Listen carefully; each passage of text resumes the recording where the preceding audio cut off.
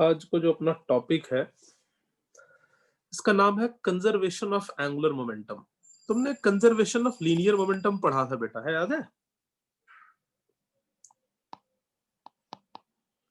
ये है conservation of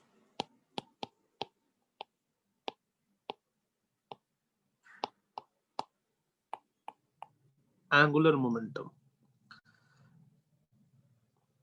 अगर आपको कंजर्वेशन ऑफ लीनियर मोमेंटम याद हो बेटा, तो वहां पे हमने क्या सिखाया था यार कि अगर बॉडी पे कोई एक्सटर्नल फोर्स नहीं लग रही होगी तो बॉडी का लीनियर मोमेंटम कंजर्व रहेगा। याद है? m1v1 is equal to m2v2। ये आपने क्लास 9th में भी पढ़ा था। Conservation of not angular momentum, conservation of linear momentum class 9th में भी पढ़ा था, याद है? उसमें एक रिकॉइलिंग ऑफ गन का एग्जांपल था, है ना? मैंने काफी एग्जांपल दिए थे तुम लोगों को। वहां एक बॉम्ब के एक्सप्लोड होने का एग्जांपल दिया था। जितने मोमेंटम से वो फॉरवर्ड जाएगा उतने ही मोमेंटम से वो बैकवर्ड जाएगा। ठीक है? बोलो बेटा, मेरी बात समझ आ रही है? सिमिलरली आज हमने सीखना है कंजर्वेशन ऑफ एंगुलर मोमेंटम। ठीक, तो if no external torque is acting,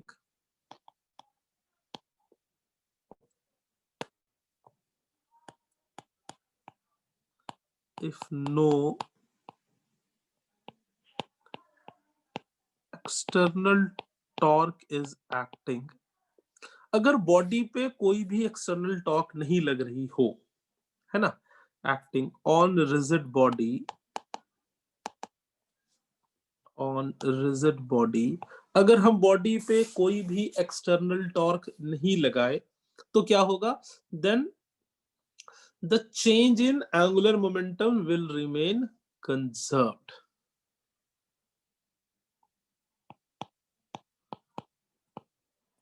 The total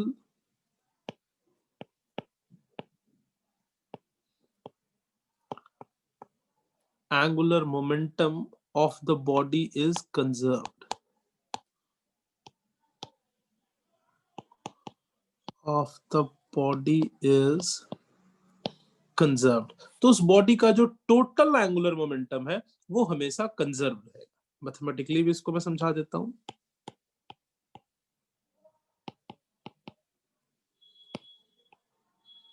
mathematically torque is equal to dl by dt। अब according to question, if torque is equal to 0 तो किसकी डिफरेंशिएशन 0 होती है बेटा? कांस्टेंट के लिए। तो इसलिए मैं क्या कह सकता हूं? L is equal to constant. तो अगर किसी बॉडी पर कोई टॉर्क नहीं लग रहा है तो उसका नेट एंगुलर मोमेंटम जो है वो कंजर्व रहेगा। ठीक है? अब इसी चीज को अगर मैथमेटिकली देखें तो देखने और सुनने में इतना आसान लग रहा है, इसकी प्रैक्टिकल एप्लीकेशंस बहुत बहुत अच्छी हैं, है ना? और इसको आप जितना समझोगे आपको उतना ही अच्छा लगेगा। मैं इस पे आज आपको कुछ क्वेश्चंस की प्रैक्टिस भी करवाऊंगा। इसका मतलब क्या होगा वो जरा देख लो। इसका मतलब ये होगा कि इनिशियल मोमेंटम, अगर बॉडी पे टॉर्क नहीं लग रहा है तो initial angular momentum is equal to final angular momentum. Initial angular momentum is equal to final angular momentum। Initial angular momentum जो है वो फाइनल एंगुलर मोमेंटम के इक्वल होगा। इसका मतलब क्या होगा? एंगुलर मोमेंटम का मतलब हमने एक और चीज सीखा था, लीनियर मोमेंटम का मतलब मास इनटू वेलोसिटी था। तो एंगुलर मोमेंटम का मतलब moment of inertia into angular velocity होगा। मतलब I1 omega 1 is equal to I2 omega 2। इन दोनों का प्रोडक्ट जो है वो कांस्टेंट रहेगा। This product will remain constant. अगर बॉडी पर कोई भी टॉर्क, एक्सटर्नल टॉर्क नहीं लग रही है तो I1 omega 1 is equal to I2 omega 2 is equal to constant. इसका मतलब अगर मोमेंट ऑफ इनर्शिया बढ़ेगा तो एंगुलर वेलोसिटी डिक्रीज करेगी कांस्टेंट रखने के लिए, है ना? अगर दोनों में से मान लो प्रोडक्ट में ये वैल्यू बढ़ गई तो ये कम हो जाएगी, सो दैट कि ये प्रोडक्ट हमेशा कांस्टेंट रहे। इतनी बात मेरी क्लियर है? अब मैं इसका आपको कुछ एग्जाम्पल देता हूं। एक कॉमन एग्जांपल्स की हेल्प से मैं आपको ये सारा का सारा कंसेप्ट समझाता हूँ। इसके बड़े सारे एग्जांपल्स हैं जो बहुत बार प्रैक्टिकल लाइफ में यूज होता है। एग्जांपल्स जैसे कंजर्वेशन ऑफ लीनियर मोमेंटम का एग्जांपल बहुत इंपॉर्टेंट था, वैसे ही कंजर्वेशन ऑफ एंगुलर मोमेंटम का भी सारा का सारा एग्जांपल बहुत इंपॉर्टेंट है। पहले एग्जांपल देखो, एक मैं तुम्हें मान लो कि ये एक कोई रोटेटिंग प्लेटफॉर्म है। रोटेटिंग प्लेटफॉर्म कहने का मतलब तुमने कई बार देखा होगा, मेले में देखा होगा इस टाइप के कोई झूले जैसी चीज, जो ऐसे एक प्लेटफॉर्म है जो घूम रहा है, बार बार घूम रहा है। ये इसका बेस है, ठीक है, और ये फिक्स्ड बेस के अबाउट ओमेगा की स्पीड से ये चीज घूम रही है, ये ऐसे घूम रही है, ऐसे ऐसे ये घूमता जा रहा है, ठीक है। चलो घूम रहा था, बढ़िया था। इसके ऊपर लाके मान लो तुमने एक किसी को खड़ा कर दिया, तुम खड़े हो गए इसके ऊपर, तुम इसके ऊपर खड़े हो गए, ठीक है। और मैंने तुम्हारे हाथों में डंबल दे दिए, वेट लिफ्टिंग वाले डंबल्स दे दिए तुम्हारे हाथों में, तो तुमने अपने हाथों में डंबल्स होल्ड करे हुए।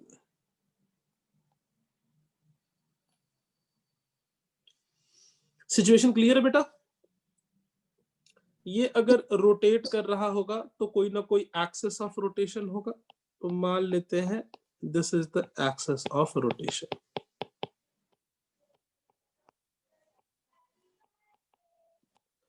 और ये घूम रहा है, जब ये घूम रहा होगा तो तुम भी साथ साथ में ओमेगा की एंगुलर स्पीड से यहाँ पे घूम रहे होगे।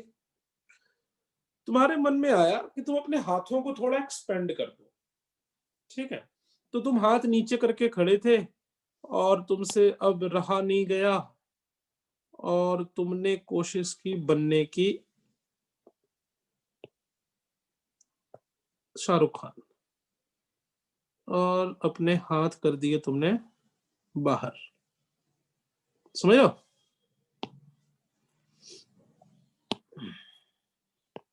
ये बेस इस पे ये घूम रहा था,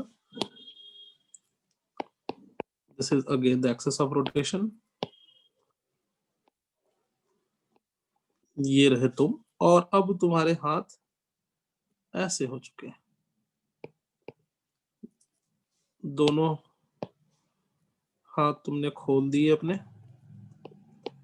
हाथ खोलने से तुम्हारी लुक्स की बात अगर नहीं की जाए तो फिजिक्स के पॉइंट ऑफ व्यू से क्या डिफरेंस पड़ेगा, कुछ बता सकते हो?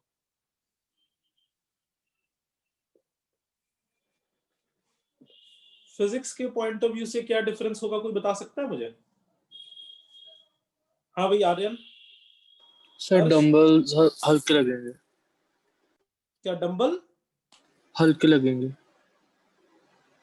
डंबल हल्के लगेंगे? नहीं यार, भारी लगेगा डंबल, भारी तो ऐसे खोल लगेंगे। दोगे तो भारी लगेगा। ईश्वर हाँ प्रताप, सर, यस सर भारी लगेंगे क्योंकि वो बाहर की तरफ फोर्स लग रही है। अभी हल्के भारी का बात छोड़ देते हैं, और क्या फर्क पड़ेगा? सर एक्सेस ऑफ रोटेशन से दूर हो जाएंगे। एक्सेस ऑफ रोटेशन से दूर हो जाएगा, वेरी राइट ईश्वर प्रताप ने बहुत सही बात बोली। ये देखो भाई साहब, जब आपने शाहरुख खान बनने की कोशिश की तो पहले ये तुम्हारे एक्सेस ऑफ रोटेशन से इतनी दूर था, और अब ये एक्सेस ऑफ रोटेशन से दूर हो जाएगा। अच्छा, अगर मास एक्सेस ऑफ रोटेशन से दूर हो गया तो क्या होगा? मोमेंट ऑफ इनर्शिया बढ़ जाएगा। यार मोमेंट ऑफ इनर्शिया का फॉर्मूला क्या होता था? mr²।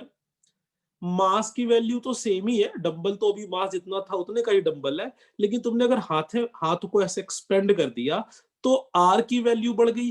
तो सेकंड केस में, अगर ये एक केस फर्स्ट केस था, ये सेकंड केस है, तो सेकंड केस में तुम्हारा मोमेंट ऑफ इनर्शिया ज्यादा हो गया कि कम हो गया? ज्यादा। ज्यादा हो गया, ठीक है। इसका मतलब क्या होगा? अगर मोमेंट ऑफ इनर्शिया बढ़ गया तो अभी हमने सीखा है, क्या इस सिस्टम पे कोई एक्सटर्नल टॉर्क लग रही है पहले से? क्या हमने बाहर से कोई फोर्स लगाई है यहाँ पर? नो नहीं। अगर तो हमने कोई बाहर से फोर्स नहीं लगाई, इसका मतलब torque external is equal to 0 होगा बेटा। इसका मतलब क्या होगा? मोमेंटम विल रिमेन कंजर्व्ड होगा। इसका मतलब क्या होगा? I1 omega 1 is equal to I2 omega 2 होगा। पहली वाली कंडीशन का अगर मोमेंट ऑफ इनर्शिया I1 है और ये वेलोसिटी I2 है, तो बाद वाले का मोमेंट ऑफ इनर्शिया I2 हो जाएगा। तो जरा बताना I2 बड़ा होगा या I1 बड़ा होगा? I2 I2 बड़ा होगा। और अगर I2 बड़ा हो गया तो ये जो घूम रहा है ये ओमेगा 2 बड़ा हो जाएगा कि छोटा हो जाएगा? छोटा बिल्कुल यार, प्रोडक्ट दोनों का कांस्टेंट है। एक क्वांटिटी बड़ी होगी तो दूसरी क्वांटिटी क्या हो जाएगी? छोटी हो जाएगी। तो यहाँ पर I2 is greater than I1, तो इसकी जगह पर हम क्या लिख सकते हैं बाद में? इसका मतलब बाद की वेलोसिटी क्या होगी? जल्दी बोलो बेटा। Omega 1 is greater than omega 2। इसका मतलब when this man will expand his hands, the distance of mass from the axis of rotation will increase, hence the moment of inertia will increase, and as no external torque is acting on the system, the speed of rotation of the base or the speed of rotation of the table will decrease। इसका मतलब पहले वो क्या हो रहा था? Fast rotation था,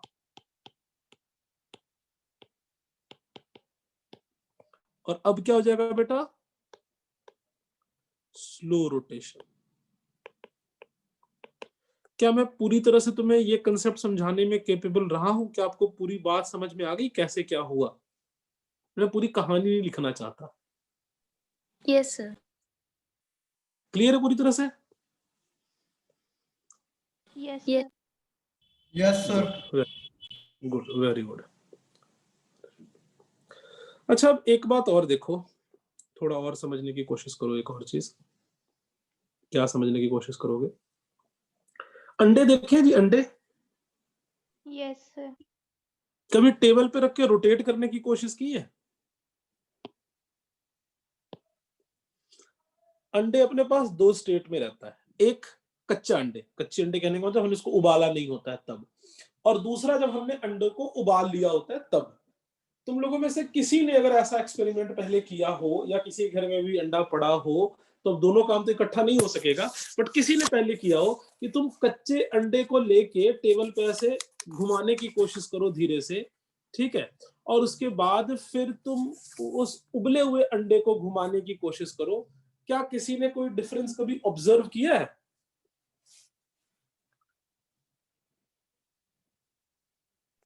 किसी ने नहीं? सारे वेजिटेरियन तो नहीं हो? No sir no no. अगर तुम कच्चे अंडे को लेके घुमाओगे तुम देखना वो थोड़ी देर में ही रुक जाएगा, लेकिन अगर तुम देखना, ये करके देखना, फिर इसके पीछे का लॉजिक को खुद सोचना और वो मुझे बताना। ये तुम्हारे लिए एक टास्क रहा कि जब तुम अंडे को उबाल दोगे उसके बाद उसको पकड़ के ऐसे घुमाना, देखना वो देर तक गोल गोल गोल गोल नाचता रहेगा। ऐसा क्यों होता है? उसमें कंसेप्ट यही लगेगा मुझे। कंसेप्ट को कैसे लगेगा ये मैं तुम मुझे दिखाओगे या बताने की कोशिश करोगे या मुझे समझाओगे। मैं एक दूसरा एग्जांपल लेता हूं तब तक।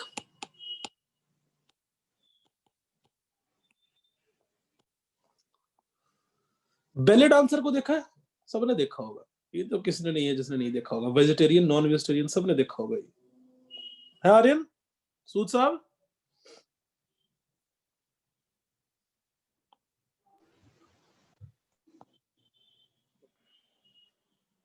देखा है भाई?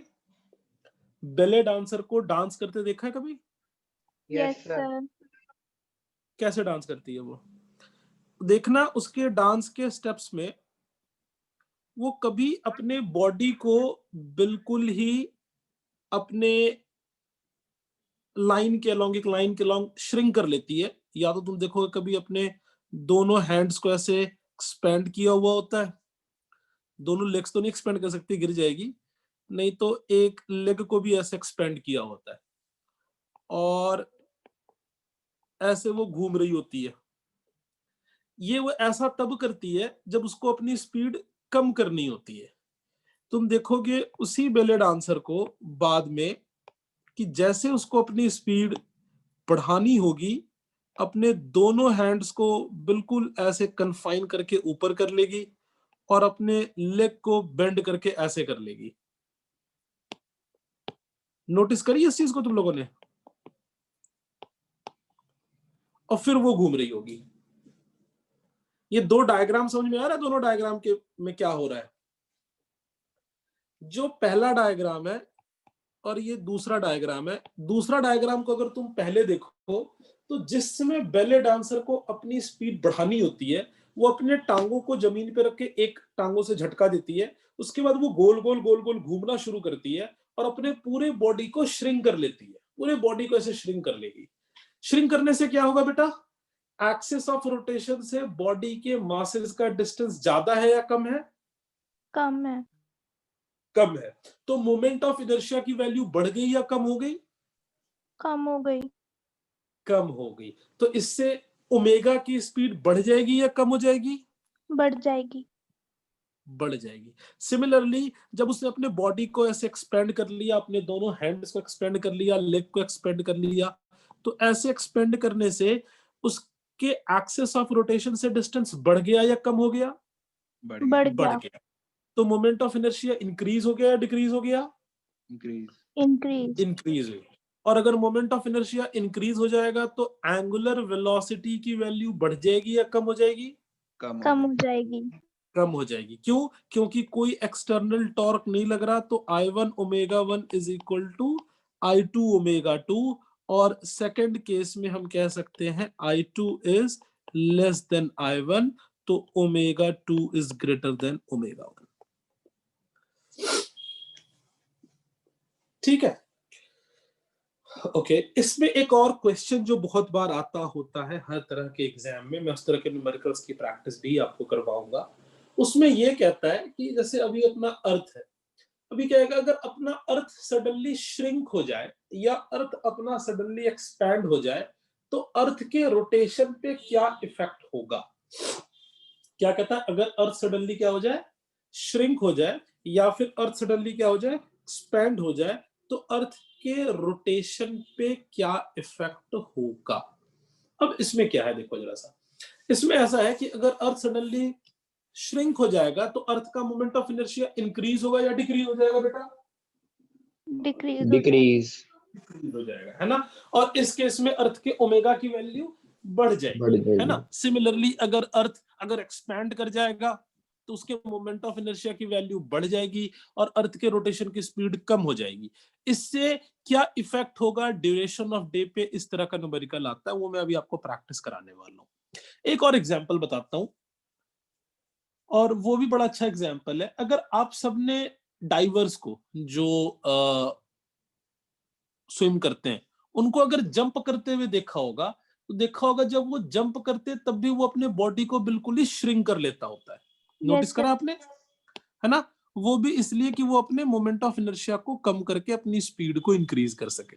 या फिर अगर आपने बिल्ली को या शेर को भी जब जंप करते देखा होगा, छलांग लगाते देखा होगा, तो शिकार करते जाते समय तुम देखना शेर भी अपनी बॉडी को बिल्कुल स्ट्रेच आउट कर लेता है, अपने हाथ पैर को एक्सपैंड नहीं करता, इकट्ठा कर लेता है, सो दैट कि उसका भी मोमेंट ऑफ इनर्शिया कम हो जाए, उसकी ओमेगा बढ़ जाए और ज्यादा दूर तक वो छलांग लगा सके। सारी सिचुएशन क्लियर है आपको? यस। ठीक है, तो अब हम इस पे एक छोटा मोटा क्वेश्चन, पहले एक बेसिक क्वेश्चन कराने की कोशिश करता हूं, एंड देन इस पर हम डिफरेंट तरह के क्वेश्चंस की प्रैक्टिस करेंगे आज के दिन में। तो कंसेप्ट बहुत इजी था और बहुत ही इंटरेस्टिंग था, होपफुली आप सबको समझ भी आ गया होगा। एक क्वेश्चन देखो, मैं अर्थ वाला क्वेश्चन पहले कराता हूं। If the earth were to suddenly contract to half of its present radius,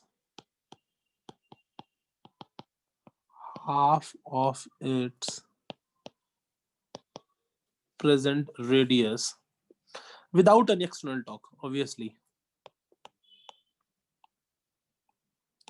by what duration would the day be decreased? Would the day be decreased? एक क्वेश्चन इसमें मैं कर देता हूं आपको, ठीक है।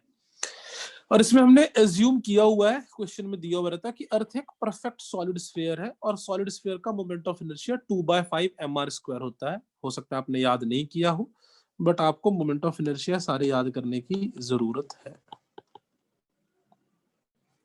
सॉल्यूशन देखो, पहले का अगर रेडियस देखें तो अर्थ सडनली कॉन्ट्रैक्ट हो गया half of its present radius, तो आर ओल्ड रेडियस, ओल्ड की बात अगर मैं उसको मान लूं R1, आर ही मान लेता हूं, क्यों बढ़ाना है, तो जो आर न्यू होगा वो क्या हो जाएगा R/2। ठीक है, तो अगर पहले टाइम कितना है बेटा, पहले टाइम टोटल कितना लगता है 24 आवर, तो अब न्यू टाइम क्या होगा ये हमने निकालना है। ठीक है, नाउ हम अप्लाई क्या करेंगे, conservation of angular momentum.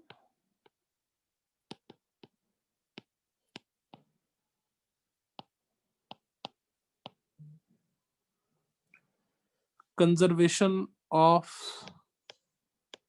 Angular momentum, conservation of angular momentum क्या कहता है मेरे को, I1 ω1 is equal to I2 ω2। ठीक है बेटा, लिख लो भाई, I1 का formula moment of inertia for a solid sphere, जिनको नहीं याद वो देख के कंफ्यूज मत होना, उसका फॉर्मूला 2/5 mr² होता है। मैंने बता रखा है, आपको याद भी होना चाहिए था। तो 2/5 mr1² into ω1 is equal to 2/5 mr2² into ω2। बोलो बेटा ठीक है। और जो न्यू रेडियस है वो पुराने रेडियस का हाफ है, तो मैं इसको क्या लिख देता हूँ R², और R2 की जगह पर क्या लिखूंगा बेटा, बोलो जल्दी से, R/2 R/2 का स्क्वायर, यही पे सीधे चेंज कर दिया मैंने। ठीक है, अब छोटी चीज ओमेगा को भी चेंज कर देता हूँ। ओमेगा इज इक्वल टू क्या होता है 2π/t, omega is equal to formula एक होता है 2π इंटू न्यू, और ओमेगा इज इक्वल टू क्या हो जाता है 2π/t। फॉर्मूलाज की लिस्ट रोटेशन की जरूर बना लो, हर तरह का फॉर्मूला इधर उधर यूज हो रहा होता है, आप सभी फॉर्मूला को तभी सॉल्व कर सकोगे अगर फॉर्मूला याद होगा। 2/5 कैंसल आउट हो गया, यहाँ क्या हो गया R², और ω1 के जगह पर हम क्या लिखेंगे 2π/t1, 2π/t1, और ω2 की जगह पर क्या होगा, ये होगा R²/4 into 2π/t2। R² cancel, 2π cancel, तो यहां से क्या बन गया बेटा T1 is equal to 4 times T2।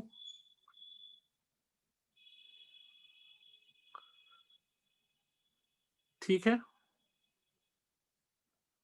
बोलो भाई। Yes sir. कोई मिस्टेक तो नहीं है कहीं पे, omega is equal to 2π/t, R², और कैंसल आउट हो गया। तो न्यू टाइम निकाल लो, अपने को न्यू टाइम चाहिए, तो T2 इज इक्वल टू क्या हो जाएगा T1/4, T1 कितना था 24/4, 6 आवर, तो नया टाइम कितना हो गया 6 आवर हो गया। तो न्यू डे का टाइमिंग कितनी हो जाएगी, पुराने डे की टाइमिंग कितनी थी 24 आवर, तो न्यू डे की टाइमिंग क्या हो जाएगी, देयरफॉर ऑब्वियसली तुमने देखा होगा रेडियस कम हो गया है, स्पीड बढ़ जाएगी, तो डे का ड्यूरेशन ज्यादा हो जाएगा कम हो जाएगा, सोच के बताओ जल्दी से। अगर मोमेंट ऑफ इनर्शिया कम हो गया, एंगुलर स्पीड बढ़ गई है, तो अगर अर्थ तेजी से रोटेट करना शुरू करेगा, तो पहले इसको घूमने में 24 आवर लगता था, तो अब इसको घूमने में ज्यादा टाइम लगेगा या कम टाइम लगेगा, कम टाइम। कम टाइम लगेगा। तो नया टाइम क्या हो जाएगा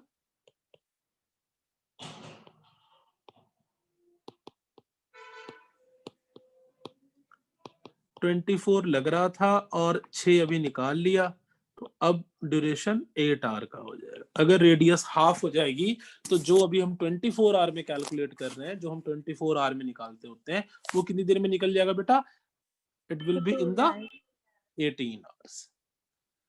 पूरी तरह से बात क्लियर है, सबको समझ आ गया होगा। ऐसा क्वेश्चन बहुत बार आता होता है, बहुत फेवरेट टाइप का क्वेश्चन है नीट के लिए भी, और जेई में थोड़ा इम्प्रोवाइज करके आता होता है, पर नीट के लिए ये बहुत ही इंपॉर्टेंट टाइम का क्वेश्चन है। व्हाट विल बी, एक क्वेश्चन और देता हूं, what will be the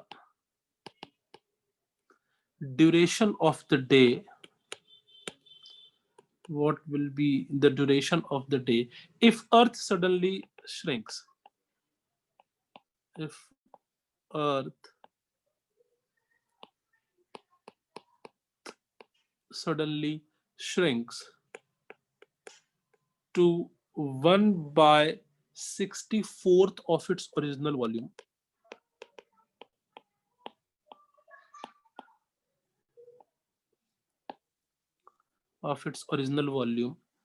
mass remaining the same,